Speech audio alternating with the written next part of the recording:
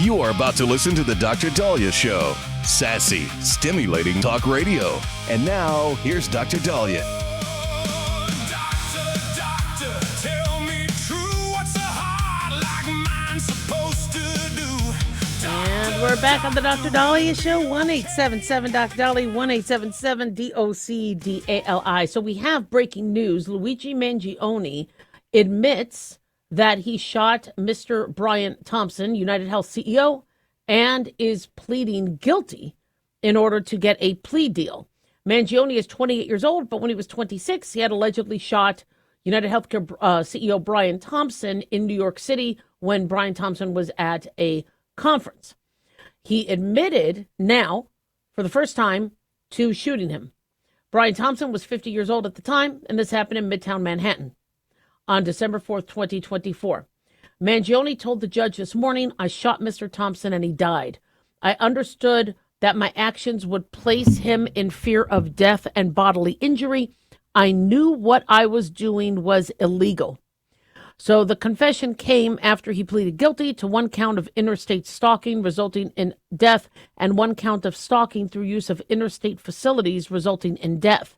Federal murder charges against Mangione were previously dropped, but he faces a state trial on charges of murdering Thompson next month. Now, if double jeopardy laws apply, even though you would think double jeopardy is, well, you can't be tried for the same crime twice. But if it's a different charge, can you be? According to New York state law, no. If it had to do with the events surrounding that crime, he could possibly get off the state charges by pleading guilty to the federal stalking charges. Now, could he still be in trouble for murder? You would think he would be, but I'm no legal expert. People are saying if the state charges don't then apply. Now, most likely there would not be then, a plea deal. They would, if the federal government thinks that he's going to be getting off for murder, no, but it might be wrapped up in the deal where he does serve time. So Thompson's family was there. This was the first time that his family came face to face with Mangione. They said that they had watched Mangione say that this happened after years of enduring pain from a broken back. He learned about the United Healthcare Investor Conference. He traveled to Manhattan and emailed the company posing as an investor and got information about the location within an hour. Then he printed a gun with a 3D printer. Blows my mind that this type of stuff could be happening. I mean, obviously there was premeditation. At first they were trying to entertain the idea that they would do insanity, that this was, like a crime of passion where there was no premeditation. Obviously there was premeditation. Now, both stalking charges carry a maximum sentence of life in prison. So it helps him avoid the death penalty for murder, but he still could serve life in prison. His sentencing hearing has been scheduled for December 18th. So they say this plea, according to Daily Mail, comes weeks before Mangione was slated to go on trial for the state murder charges. So legal experts think this federal plea could be a way that his legal team is able to get those state charges thrown out because of the double jeopardy laws. Federal and state governments can prosecute for the same conduct because they are considered independent of each other, usually. However, under New York state law, double jeopardy could come into play when a prior prosecution for the same conduct ends in a conviction by guilty plea or a resolution at trial. Legal analyst from CBS News, Carolyn Polisi, says in New York State, there's more robust protections for defendants around the double jeopardy laws. And so that could be a real issue here, at least one that would merit litigation, if not dismissal. Plus, we're also, under the something that is it Bragg, Alvin Bragg is the DA right in New York City, and he is not believed to be the most, shall we say, aggressive as it pertains to, charges and following through, or unless, of course, it's Trump. And so I think maybe that the legal team was thinking, I don't know if New York State is going to let this guy off. Retired FBI Special Agent James Gagliano, according to Daily Mail, suggests that Mangione made the move so he could spend his sentence in a cushy federal prison rather than a state facility. That's also a good point. So Gagliano told Fox News was confounding to all of us is why the Southern District would be doing this without working with the state, because the only thing that can be the possible outcome here is his attorneys are trying to get him to the comfy confines of FCA Iotasville to avoid Sing Sing, Attica, Clinton, or places like that in the state system. When the manipulation of law is some people think it's the beauty and the art of law.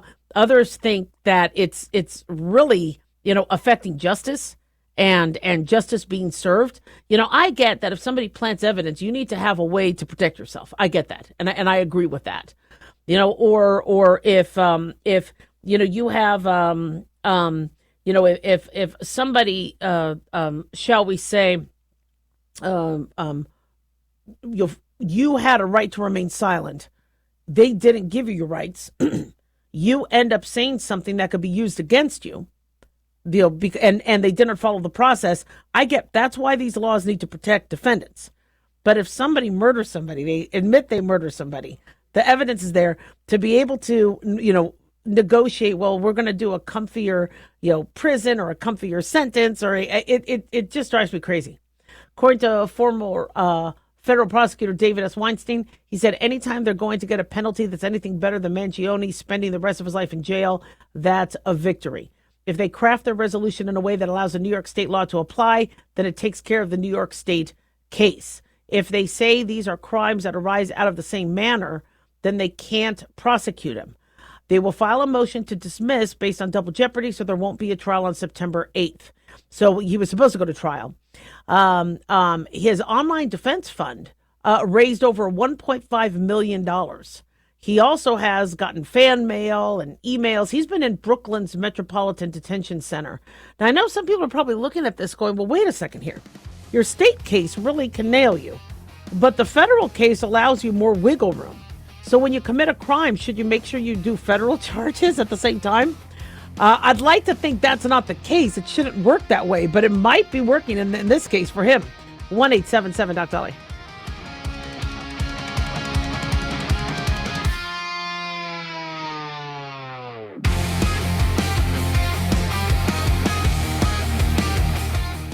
Dr. Dahlia here. Are you tired, burned out, gaining weight, succumbing to the daily pressures of life? Well, how's your dopamine doing? How you feel right now, how you'll feel an hour from now, and how you'll feel next week is completely reliant on your dopamine. Our daily motivation and willingness to push through challenges depends on the intricate chemical process dopamine provides. Christian Kalikas and I created Deploying Dopamine, a book that tells you what dopamine is, when it dysfunctions, and how to successfully deploy it when needed. Find Deploying Dopamine on Amazon today. Check it out. At Hotshot Secret, we share the science behind common diesel problems. For example, Diesel fuel cetane levels. the cetane rating in diesel fuel is 42 to 45. Most diesel engines operate more efficiently with a cetane rating of 48 to 50. One treatment of Hotshot Secret Diesel Extreme will raise your cetane 7 points, increase fuel economy, and improve cold starts. Hot Shot Secret Diesel Extreme is available nationwide at truck stops, fine farm and auto stores, and online at hotshotsecret.com. Hot Shot Secret, powered by science. Hi, it's Mark Falter, host of the Financial Fitness Show. I strongly believe that no one should ever pay 1 penny more in taxes than they are legally obligated. Unfortunately, for most hardworking Americans, this just isn't the case. Why?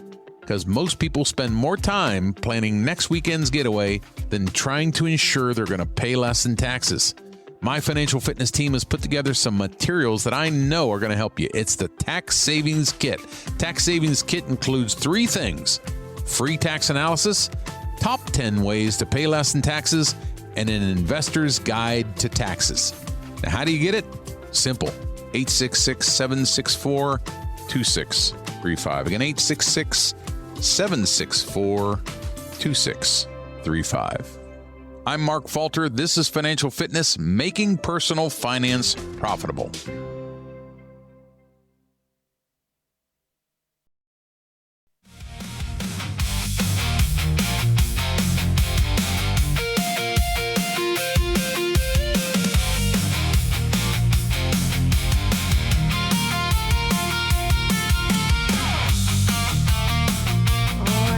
You're back on Dr. Dahlia Show, 1-877 Dr. Dolly, 1-877-DOCDALI. Big thanks to Talk Media Network for making the show happen.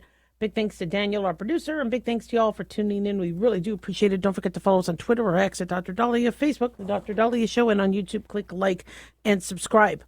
So you're going to see a lot of talk about surprise medical bills. And this is something that I keep being asked as to why it is near impossible to get the healthcare industry to be transparent about what they're going to price you.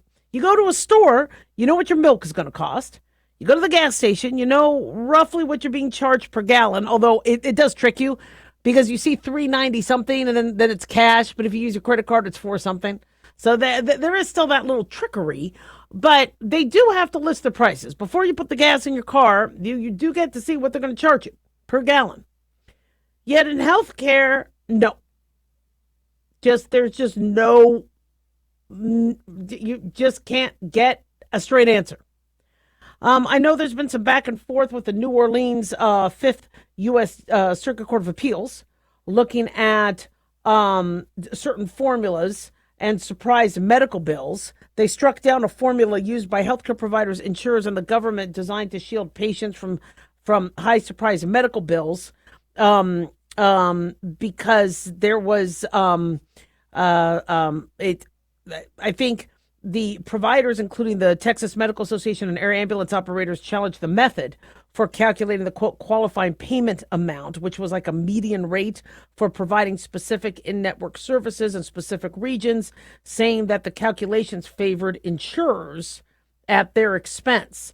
And so they were concerned about ghost rates or rates for services they never provided. And so they didn't think it was transparent enough.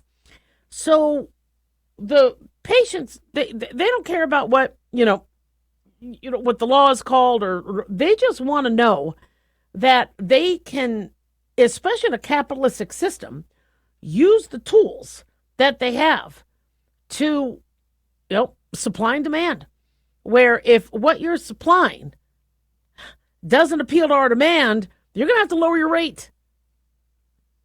This came 3 weeks after the U.S. Centers for Medicare and Medicaid Services told the New York Times the system was being, quote, gamed by doctors to obtain higher prices. CMS says awards to doctors through the No Surprises Act arbitration process more than tripled to $14.9 billion in 2025 and $4.1 billion in 2024. So are people ending up paying more by the No Surprises Act, or are they? So what the situation is in terms of which I think is really stupid. When I got out of medical school, I was like, well, why don't I just charge a patient $25? And then if I need to use extra bandages or extra whatever or extra time, charge more. Well, no, the system is based on insurance companies. Patients don't want to pay cash, and understandably so, because a hysterectomy can be very expensive. So they pay an insurance company a lot of money to tell the doctor, you're only going to get $2.42 from this insurance company, plus maybe a $25 copay if the patient, per the honor system, pays you that copay. The doctor has to take it. Doctor's like, okay, well, fine. If a doctor wants to get paid more, they have to do more work, see you more times, maybe spend more time with you, so they could take that level 3 visit and make it a level 4.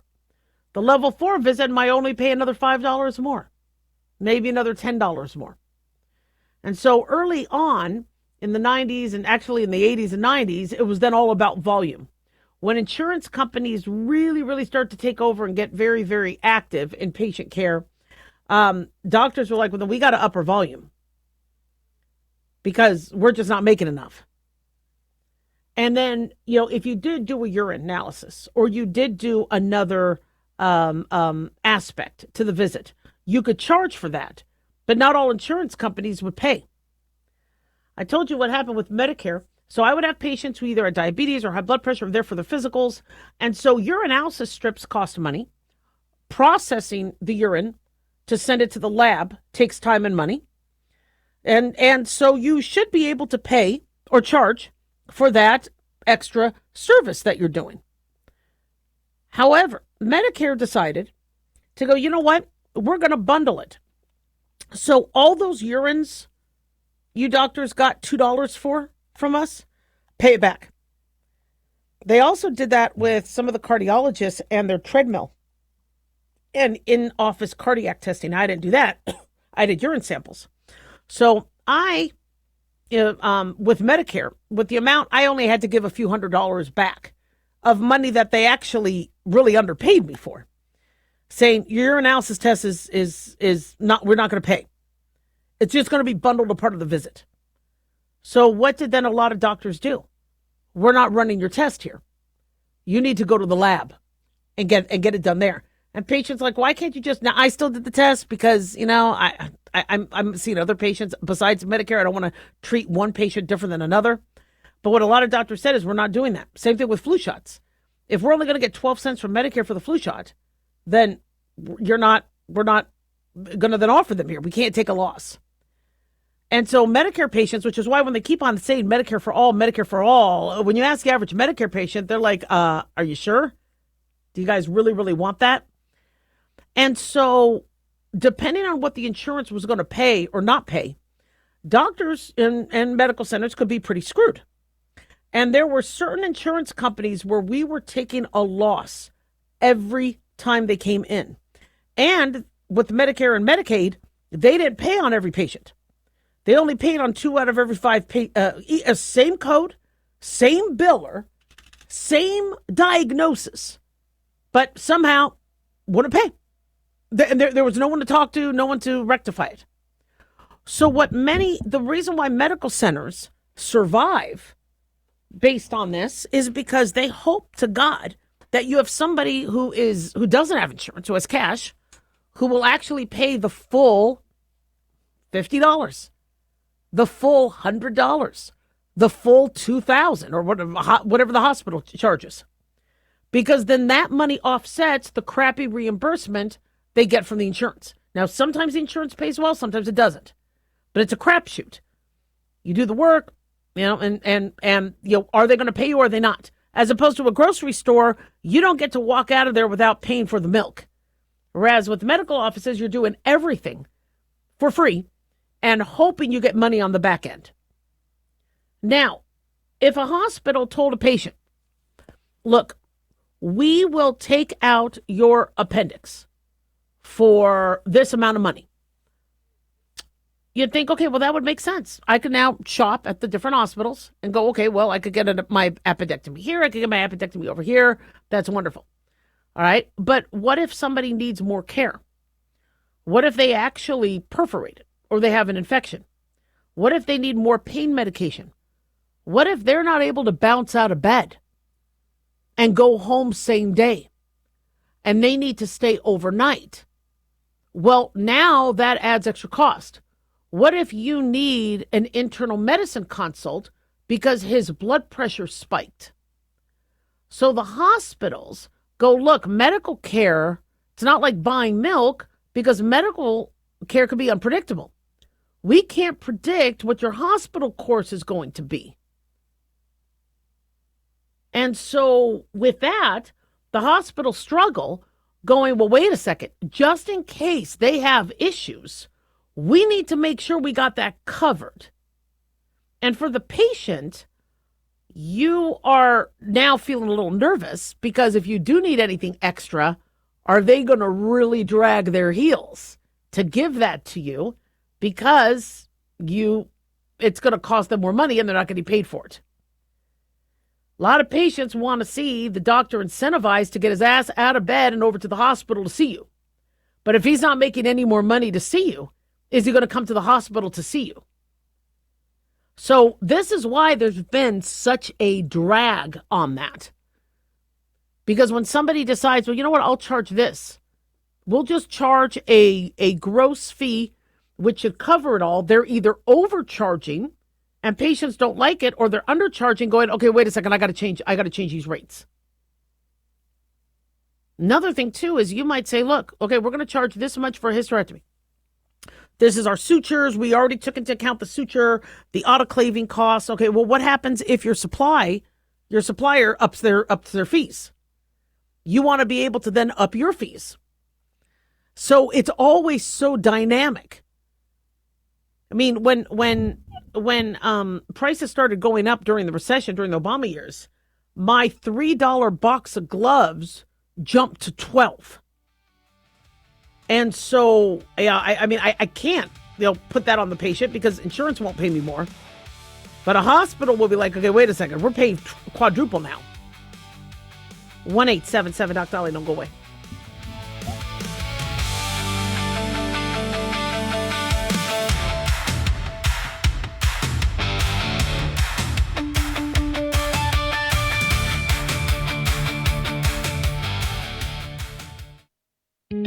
Looking for a gift that can actually help secure someone's future? It's Mark Falter's new book, Common Sense Income Strategies. It makes the perfect gift for that special someone in your life. Mark has helped thousands of hardworking Americans secure their financial future by using time-tested strategies that continue to create wealth, whether the market is up or down. Strategies that will make perfect sense once you take the time to read this powerful book. Common Sense Income Strategies brings to you what Mark has been teaching in person and talking about on the radio for decades. You've worked too long and too hard not to see the fruits of your labor. To learn how to receive your free copy, call 866-764-2635. That's 866-764-2635. Secure your future with Common Sense Income Strategies by Mark Falter. Again, to learn how to receive your free copy, call 866-764-2635. That's 866-764-2635.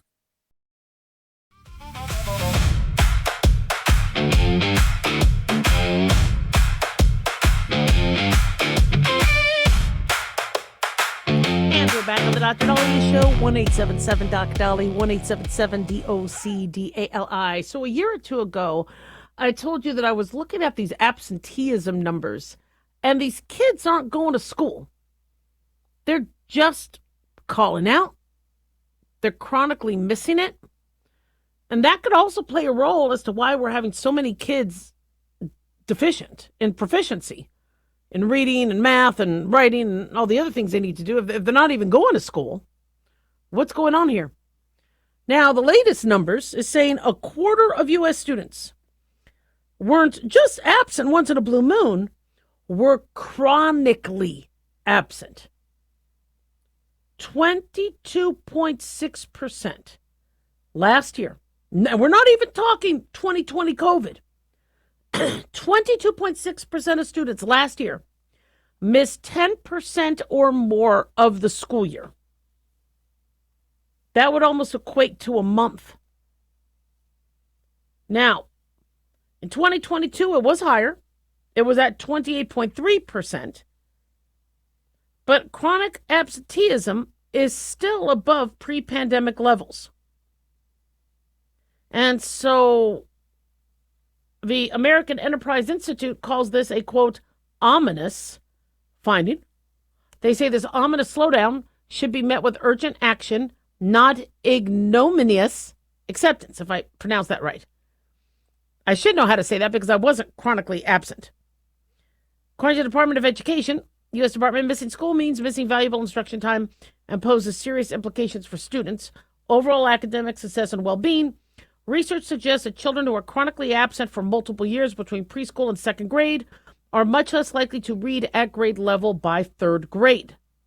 Where were the highest absenteeism rates? Alaska, Washington, D.C., Oregon, and New Mexico. Now, the lowest absenteeism was New Jersey, Virginia, and Alabama. I find that interesting because you had D.C. at the highest, but Virginia at the lowest. So they believe that this phenomenon happens in historically disadvantaged districts. In Illinois, they said the general chronic absenteeism rate was about 25% last year. 31% of low-income students were chronically absent, and nearly 40% of black students were. Educators across the country are trying to find different strategies to get students back to class.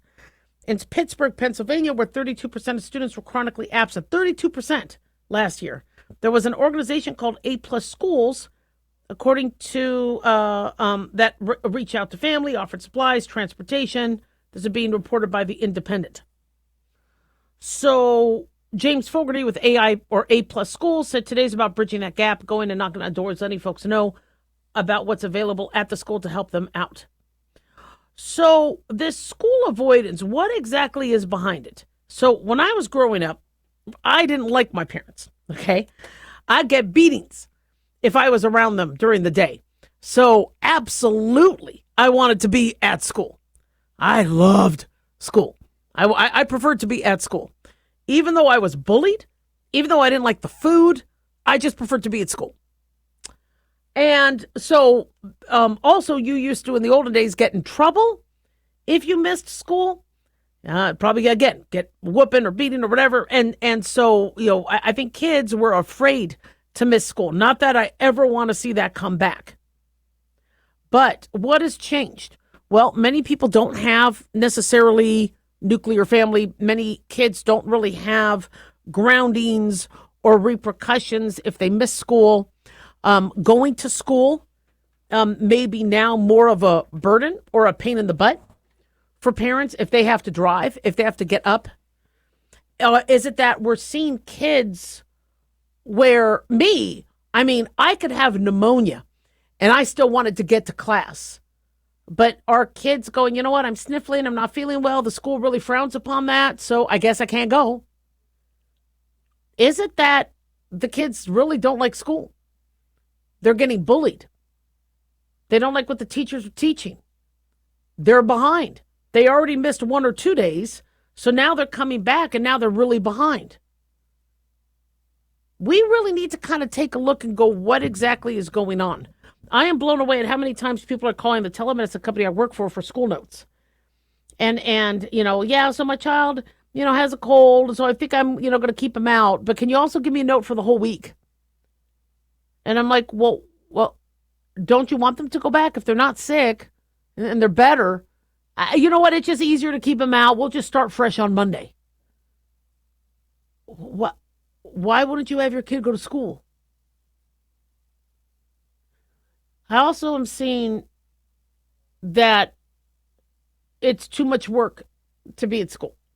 And I think there's some kids that really do miss the whole COVID era of let me just be at home. How are those people going to have jobs later? I mean, I'm not trying to compare, and say this is what kids need to do. But I was doing 36-hour shifts at the hospital with menstrual cramps, with migraines, with pneumonia, after having ovarian surgery for a tumor on my ovary, post-operatively, after giving birth. I was actually in training, and I worked up until the day they had to start inducing me for labor. I mean, we were talking 9 months plus pregnant. And maybe I'm a freak of nature. Who knows? Okay. But you got a job to do, you do it. And I'm just noticing with the younger generation that I have choices. I don't have to do the job. Now, if we are having bullying, if we're having gangs, if it's dangerous, if somebody feels that they're in danger going to school, like, you know how heartbreaking it was at Uvalde that last day, the day of the shooting? Earlier that day, it was the awards ceremony for the kids, last day of school. And one of the girls said, Mom, Dad, can I just go home with you now? And they said, no, you got to stay in school and finish out your day. She ends up being killed by the Uvalde shooter. We really need to take a look and ask these kids what exactly is going on. If they're like, I'm not learning, the teacher ignores me, the kids are mean, I'm being bullied, I'm not getting anything out of it, then no, they're not going to learn, they're not going to thrive. And then we need to revamp how we're doing school. I told you how I think school should be, where the mornings are your core classes, no more than 20, 30 minutes of your math, your reading, your science, your history, whatever. Lunchtime could either be at home or on campus, whether you would rather eat at home or on campus. Then your afternoons are all your practical learnings, your exposure to all the trades, to all the different jobs out there, marketing, farming, fishing, medicine, law, teaching. You also learn your secondary languages, you learn first aid, you do your sports, you do your group activities. And then by the time you're a sophomore, you have a really good idea of what you want to do in life. High school ends there. And then junior and senior year, you get your associate's degree or you get your trade certificate, all under the public school system. So there's your free college. We don't have to spend extra for free college. We aren't having high school students sitting there vaping in class, not paying attention because they're actually already working on their trade certificate or their degree. And they're engaged because they're actually learning cool stuff. Every kid will know how to farm, will know how to fish, will know how to hunt, will know first aid, will know self-defense, will get such exposure to all the different trades out there that they kind of know what they want to do in life and can be excited about it. But no, the way school is you sit and sit and sit, and if the teacher isn't engaging or if the teacher is out, we're having chronic absenteeism with teachers and substitute teachers. There's no bonding, there's no connection. No wonder these kids aren't engaged. And they're like, you know what, I'd rather sleep in. Are these kids malnourished such that they can't get out of bed in the morning? They're so tired. All they're eating is sugar. Are they getting healthy food? Do they have sleep apnea? Do they have obesity? Hypothyroid? So we got to look at this. This is some, pretty depressing, statistics. 1-877-DOC-DOLLY.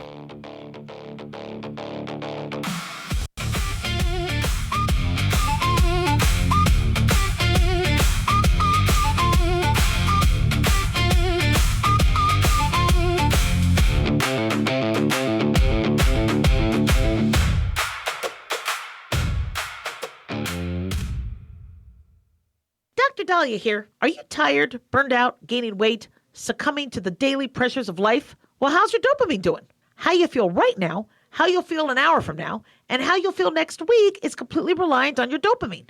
Our daily motivation and willingness to push through challenges depends on the intricate chemical process dopamine provides. Christian Kalikas and I created Deploying Dopamine, a book that tells you what dopamine is, when it dysfunctions, and how to successfully deploy it when needed. Find Deploying Dopamine on Amazon today. Check it out.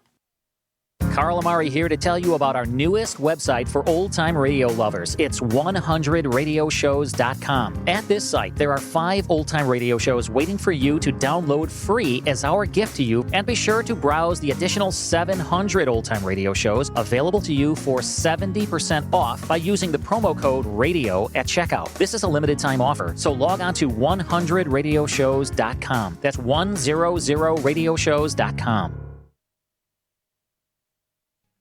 Hey, America. How tired are you of mainstream corporate media's biased narratives and manipulated news?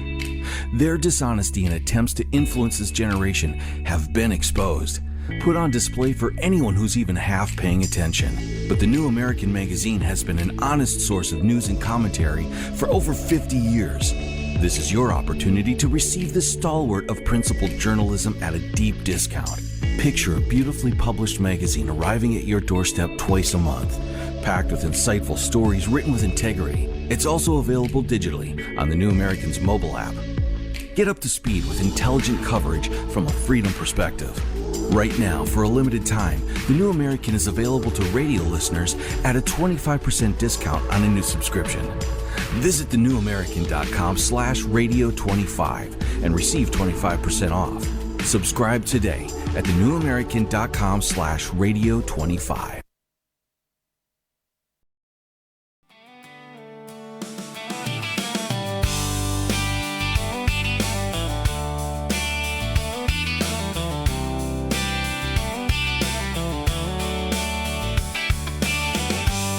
We are back on Dr. Dahlia Show, 1-877-Dr. 1-877-DOC-DALI. So when we were talking yesterday about postpartum psychosis and moms killing their babies or kids, as this Lindsay Clancy murder trial is being publicized and going through the process now, one thing that has been brought up that many people are scratching their head about is the psychiatric care she received. She was receiving psychiatric care, but we are being told that it was all by telemedicine. It was not in person. Now, that is starting to raise the questions of, when do you see somebody in person? Is that how therapy is going to be now, where it's all by Zoom? Where you can't really pick up on nuances, you can't hold their hand, you can't See, I come from a medical program at UNR Medical School where it was run by somebody with a very good, a lot of psychological training. So we got a lot of psychology and psychiatry in our training. And they told us we needed to, hold the patient's hand, touch them, touch their shoulder, communicate with them, connect with them. Now, I trained in the 90s, so we would have never thought we were going to be doing medicine over telephone or over Zoom. And if we brought that up, we would probably would have failed because they said you have to examine the patient. You got to touch the patient. No, you could talk to a patient over the phone, but you make sure they follow up and get seen. You have to examine the patient. There's stuff you pick up. There's nuances, them looking to the side, them, what you're seeing on Zoom. Maybe they're head and shoulders, but do they have a tremor? Are they digging their feet into the carpet? Are they wringing their hands while talking to you? Obviously, there's more you could pick up in that same room. They say nearly half of American adults with serious mental illness, 48.3% are receiving their mental health treatment via telehealth, according to the Substance Abuse and Mental Health Services Administration. Now, mind you, what's good about telehealth is a lot of people won't go into the doctor, won't go into the therapist. So this telehealth has been advocated for, and I do appreciate and support, to actually reach out and get those people who wouldn't come in and see you. But it's supposed to be a tool to help bring you in. There are patients that are not getting their blood pressure checked. They're not getting their diabetes checked. They're not getting pap smears. They're just using telemedicine now as their only care. So a lot of doctors are like, look, we'll take what we can get. But what if somebody's getting a false sense of, oh, yeah, I am getting my full visit? Interesting. There was a patient who was very sick, and I wanted him to go to urgent care. And I said, look, I think you've been dealing with this for a month. I'm a little nervous. You're losing weight. I think you need to go and get seen. Well, I don't have a doctor. Then I would go to urgent care. Well, that's you. That's what I thought I was doing. I'm like, you're in your living room. You think talking to me on the phone is going to an urgent care? Yes. The insurance says you are urgent care. Okay, an urgent care is a facility that handles less severe cases than an ER. You don't know this? You could have cancer. Get off the phone with me and go see a doctor. And there are patients that are like, I'm just only going to make it. Why? Well, because it's cheaper. Many people have absolutely zero copay, or it's cheaper to talk to somebody on the phone. Well, let's look at Miss Clancy, Lindsay Clancy, who is on trial for murdering her 3 children, which I believe her legal team has admitted that she did admit to it. She was seeing a psychiatrist, Dr. Jennifer Tufts, for 5 months. She had 14 visits between September 2022 and January 23rd, 2023. But they were all telehealth. Her final appointment was January 23rd, the day before the killings. The two never met in person. Now, obviously people are looking at the doctor as you failed. Now, there's reasons. Their patients can lie. When you ask your doctor, do you ever think about hurting your kids? Do you ever think about hurting yourself? No, I'm good. Now, still, we're able to, tease out the BS. We're able to still figure that out. So I don't hold the psychiatrist in complete responsibility, but something got missed. And something huge, because this mom's kids are all dead. And the main person who could have intervened, could have alerted authorities, could have picked up on her murderous or psychotic behavior. Never even met her, but had 14 visits, 14 opportunities. During cross-examination, Clancy's defense attorney, Kevin Reddington, questioned Tufts about her reliance on virtual appointments. So the defense is now blaming the doctor for not making the doctor bring her in. He goes, did you ever suggest to her that maybe you should come in and see me rather than on the computer? And Dr. Tufts said talking to her over the video didn't seem like an issue. It didn't seem like there was something I was missing. Well, you missed something big. Virtual care is extremely important and helpful to be able to bridge missed appointments, to be able to bridge those that might struggle with, with transportation. But it is never a complete substitute. And I can understand if she only saw her once or twice. So she said she never had a chance to come in, because usually within 3 visits, I want to have that face-to-face. No. It sounds like the only care this doctor was going to give was going to be over the video. And you can get a lot of information. We do medicine over videos. We do. But, you're going to start to see these cases where, well, you missed something. Of course we missed something. It was over a video. We didn't have you in the office. James Holmes, therapist or counselor. James Holmes was the one that did the shooting in Aurora, Colorado, I believe. With the Dark Knight, the Batman movie. She apparently had a diary of him where he was drawing, pictures of people I believe being murdered. And she actually contacted the police. But that was after in-person visits. Because she was able to look at his journal. How do we know what your journal is over the video unless we ask you to turn every single page?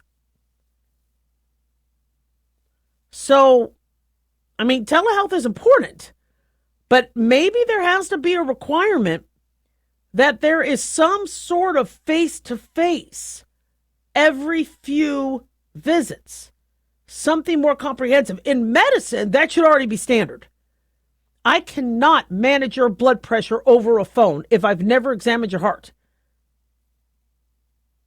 Somebody has to examine your heart. Now, they're working on having machines at home, so you stick a stethoscope on your chest. But how do you get all the way around?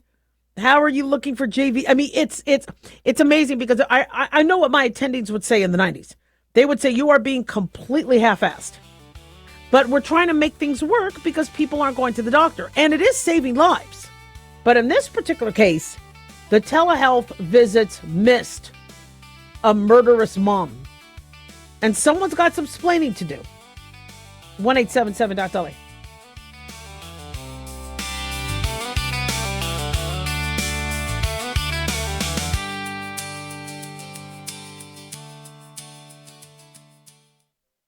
Looking for an easy read that can actually help secure someone's future? Pick up a copy of Mark Falter's book, Common Sense Income Strategies. For the past 30-plus years, Mark has helped thousands of hardworking Americans secure their financial future by using strategies that continue to create wealth, whether the market is up or down. Strategies that will make perfect sense once you take the time to read this powerful book. Common Sense Income Strategies brings to you what Mark has been teaching in person and talking about on the radio for decades. It's not rocket science, it's a pretty easy read. You've worked too long and too hard not to see the fruits of your labor.